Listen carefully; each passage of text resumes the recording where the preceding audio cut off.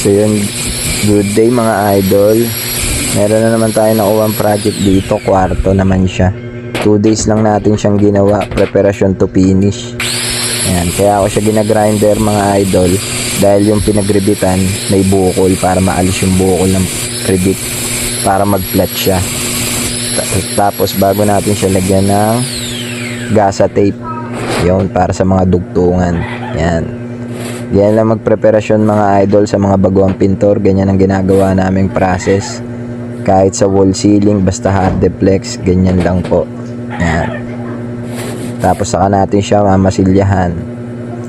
Gamit natin dyan na skim coat same coat, super fine. Yan ang skim coat na napakatibay. Yan. At pinong-pino po siya at madaling hagurin. Yan, hindi ko na po napakita lahat ng video simula sa pagliha hanggang